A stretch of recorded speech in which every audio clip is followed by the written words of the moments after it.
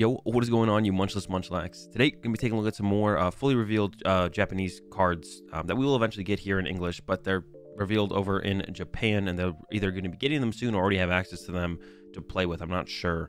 But yeah, this is the Silver Lance and the Jet Black Spirit sets. We're gonna take a look at the Silver Lance cards today, and I'll cover the Jet Black Spirit cards in a future video in a day or so. So look out for that.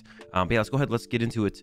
The first card we're gonna take a look at is the Single Strike Abomasnow with the ability Toughness Up that gives 50 HP to our Single Strike Pokemon. You can only use one at a time though, and with the way Single Strike is currently built, it's so bench dependent with Houndoom that I don't think we'll see this Abomasnow see play, but who knows, maybe Single Strike gets built differently when this Abomasnow comes out, because it gives you such a big HP boost that you can play it a little bit slower, don't have to be as aggressive with as many Houndooms in play, and of course it could combo with some other Single Strike Pokemon besides the Single Strike Urshifu, so definitely good to get plus 50 HP, but with the way Single Strike Urshifu is built right now, I don't see it being super viable to play in Single Strike Urshifu, but maybe some other kind of Single Strike deck, or like I said, maybe you play the deck a little bit slower and you set up a little bit less Houndoom, a little bit more Abomasnow, get that extra HP, and that can like make a difference or make a bigger difference than wanting more Houndoom in play. Anyway, so I could see it being viable, but it doesn't seem too ridiculously powerful. But I did want to mention it because I mean, pretty strong ability, plus 50 HP is pretty good, pretty strong ability overall. Right, next up, or skipping Volcanic MV, is this Cinderace. Now, Cinderace has never been a ridiculously powerful deck, but this Cinderace definitely could add some new card to play in the deck for sure. With the Crisis power, it attacks, this Pokemon's attacks do 30 more damage to your opponent's active Pokemon for each prize card your opponent has already taken, and it does 150 for a fire and a colorless. So theoretically, if they've drawn, you know, 5 prize cards, you're doing 300 damage, which is not bad to do 300 damage. So it could be a closer in the Cinderace deck. Of course, the Cinderace deck has never been super powerful. The single prize Cinderace stage 2 deck has never been ridiculously powerful. It is also a single strike Pokemon, so that adds some more potential for the card, I guess. So yeah, who knows, maybe could see this being good. Could maybe just play this Cinderace. I mean, it does have the colorless in the attack, so you can like attach fire for turn, and then Houndoom on a single strike energy, so you're doing 170 every single turn with the single strike Cinderace, and then you do more and more damage as your opponent knocks out Cinderaces, so that could be good. Maybe you don't even play the other Cinderace, so that could also work, but definitely has some potential here, I think, for sure. As far as stage 2s go, which don't have a lot of potential these days in general. Keep moving along. I covered the Ice Rider Calyrex in an older video, so if you guys want to go check that out, go ahead. I'm not impressed by the water type one. The psychic one I think is pretty cool, and actually the Galarian Rapidash V could combo in it. It has the 2 double psychic energy attack here, 60 damage, does 30 more damage for each energy attached to your opponent's active Pokemon. So if there's like a Pokemon in the format that gets a lot of energy on it that you want to be able to have a good or a very high damage response to, then the Galarian Rapidash V could fit into the Shadow Rider Calyrex deck pretty well. And actually, I didn't even read the first attack yet. Put damage counter on one of your opponent's Pokemon until its remaining HP, until it has 100 HP remaining for colorless calls. That's actually not bad either, because like up against a VMAX, you're theoretically doing like a 200 plus damage, effectively doing 200 plus damage. You're not getting a one-hit KO, but setting it up to get KO'd later is not bad. So actually, that first attack is actually pretty good, and you're also not putting something potentially of higher value into your active to potentially be threatened. So just putting this in the active instead of something like one of your Calyrex Shadow Riders or whatever could be good. So yeah, actually this card is better than I thought now that I've read the first attack. I didn't read the first attack before when I did my initial read through of the cards. Next up we're talking about that Gardvore, which I'm sure a lot of you have actually seen. This is one of the more hyped cards I've been seeing on the Twitter, and it's got that Arcana Shine ability. Once during your turn, you may look at the top 2 cards of your deck, choose any basic energy cards you find there, and attach them to your Pokemon in any way you like. Put the other cards into your hand. Now, it's pretty strong, or a pretty good ability overall. It is on a stage 2. Colors, 60 damage, 30 more for each psychic energy attached to this Pokemon. So it can get up there in numbers theoretically, but that's not the main attacker, I don't think. And we're going to get to the main attacker in a second. But first, let's talk about the Kirlia, which is basically Water Duplicate's Frogadier with the Mirage Step. Search your deck for up to 3 Pokemon named Kirlia and put them onto your bench, then shuffle your deck. Okay, so if you guys are familiar with Water Duplicate's Frogadier, that's basically what Frogadier did. Search your deck for up to three Frogadier. And of course, when they were prized, that was really sad. And if two of them were prized, you kind of just lost. The results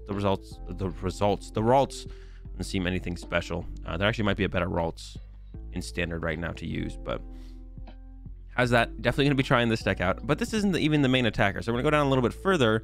None of these cards are good. We get to the Gallade, which of course also evolves from Curlia, or can be recandied out of Ralts.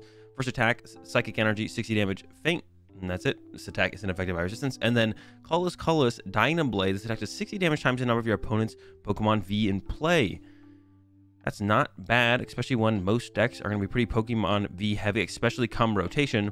However, there's nothing stopping your opponent from just like not putting another Pokemon V in play and being like, well, I'm just going to stop at 1 or 2 and you do 120 damage. So how good is this card actually going to be?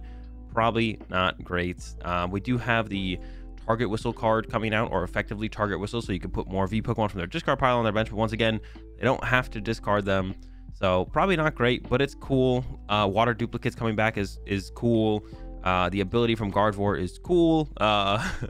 So all of that is cool. I don't think good enough to make a competitive deck out of, though. It's just cool. It'll be fun. I'll definitely play around with it at some point, but it is not by any means super competitive at all, I don't think. All right, let's keep moving along.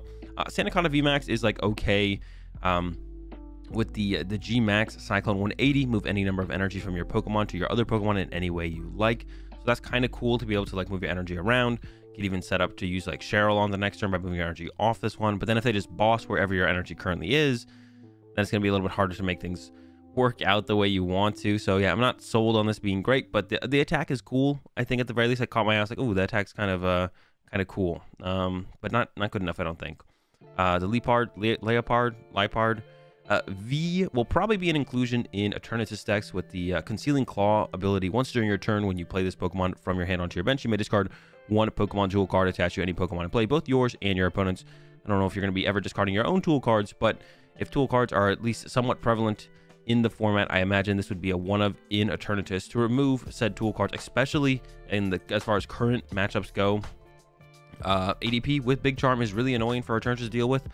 So having this in there to remove that would be pretty good. So I'm assuming this will become a one-of in ADP, or not ADP, in Eternatus for right now. I could see it becoming a played in other decks that really want to remove specific tool cards aggressively, because you can't, it's a lot harder to find Tool Scrapper than it is to Quick Ball for a Pokemon. So could see this seeing other play elsewhere, but it'll probably be a one-of almost for sure in Eternatus. Maybe a two-of, but I kind of doubt that. We'll see though. You never know. Moving right along. No colorless Pokemon really caught my eye. The Survival Kit is interesting because it has kind of like a response to your opponent Marnieing you and you liking your good cards. Look at the bottom 3 cards of your deck. Place them on top of your deck in any order. So you can combo this with Primate Wisdom or Oranguru. Look at the bottom 3. Put them on top. Put the one you really want on top of the top of the top. And then Primate Wisdom, get access to it. So it's good combo with that. I don't think this card will see play though. I don't think Marnie is that ridiculously disrupting to like warrant ever playing this over just other cards that are consistently better, because of course you can never predict if your opponent's gonna Marnie you, and then if they don't, having this is just kind of bad. And if you're playing a Rankaroo, Rotom Phone is already kind of like, it just sees so many more cards that Rotom Phone is probably just a better choice to go with. So yeah, Survival Kit, not great. Not great. Imposing Helmet. When the Pokemon that this is attached to is attacked by an opponent's attack, choose an energy attached to the attacking Pokemon and return it to your opponent's hand. This card I actually think is pretty good, because especially come rotation, we're going to be like in VMAX only territory for the most part. And a lot of the VMAXs, you know, you have to attach twice to start attacking. And if your energy constantly gets put back into your hand, especially up against something like a Victini VMAX or a Dragon Ball VMAX, that's pretty good. That's pretty good against those kind of decks where their energy just goes back to their hand and then they have to like reattach to be able to attack again. And then when you get through that first attacker of theirs, they have no energy in play because they've had to constantly reattach to their attacking Pokemon, their initial attacker. So this card actually seems pretty good, to be honest, overall. We'll see how good it is once it releases and we get some time to play with it, because you have to find it pretty aggressively. Otherwise, they're going to have enough energy in play where they don't really care once you finally find it. So maybe a 3-of, maybe a 4-of to do that. But I definitely am interested to see how this card plays out, because it seems pretty good overall, to be honest. The imposing helmet. Single Strike Scroll of Stab. I don't think that's going to be the name of it, probably when it comes here to us in the English version of the card. But Fire, colorless.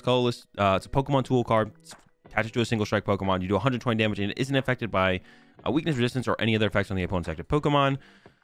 But with the only good single strike deck being single strike Urshifu, your big attack already gets through everything. I guess if you wanted to really beat Decidueye, this would be the play, because I don't know if you currently would be able to beat Decidueye with the big attack on the single strike Urshifu, because you discard a lot of energy to be able to pull off an attack. You discard a lot of energy, and you have to recover all those energy to be able to attack again. So if they just constantly set up Decidueye after Decidueye, you might just run out of energy before you get through all their Decidueye. So definitely see this being played as an answer to Decidueye in single strike.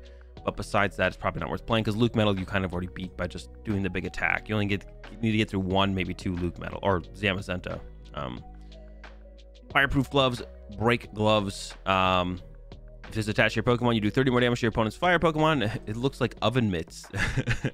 Oven mitts, so you can handle the heat, I guess. And then we got these ones, which are like metal gloves. So I guess that's, effective at breaking up metal. These are really strong gloves then. Yeah, 30 more damage to your opponent's active metal Pokemon, 30 more damage to your opponent's active fire Pokemon.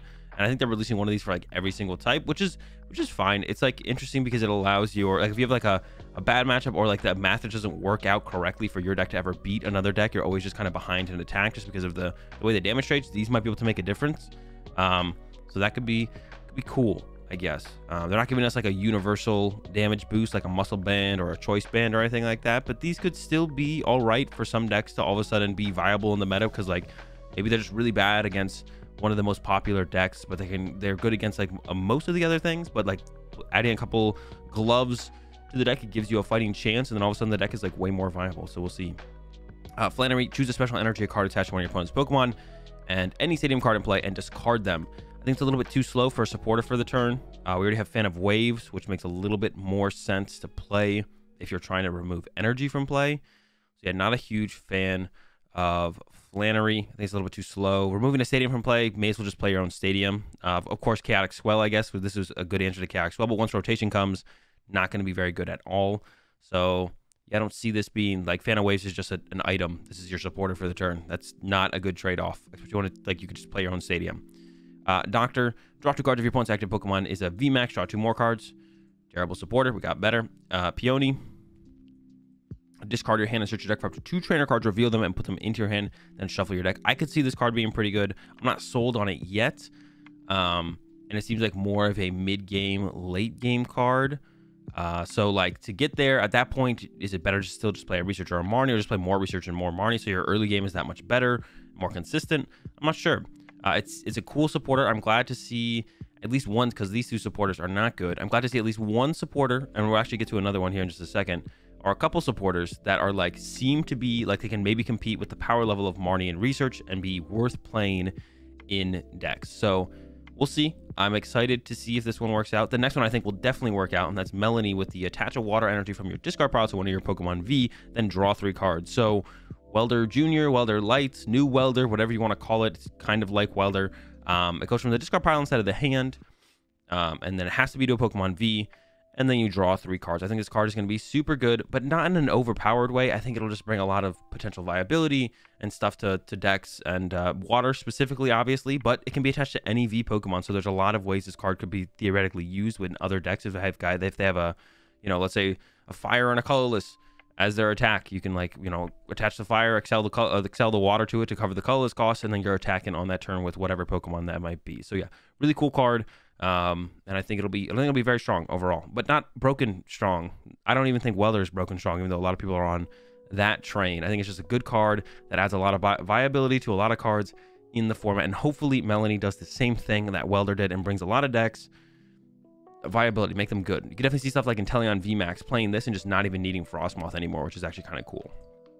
Path to the Peak, I talked about this one once again in a previous video, so if you want to go check out that and get my full thoughts, but I don't think it'll be super viable until rotation hits, and once rotation hits, I think it'll be super strong. We have Chaotic Swell, we have Marshadow, and I could be wrong, like a deck playing 4 of these, that's still pretty aggressive, and I don't know, how many Marshadow and how many Chaotic Swell decks really want to play, right? So it could be a little bit more powerful than I think initially. I think once rotation hits, it'll be that much stronger because we lose Chaotic Swell and we lose Marshadow, but until then, I could be wrong. Like I said, I could be wrong, and I could just be really, really good immediately on release for sure.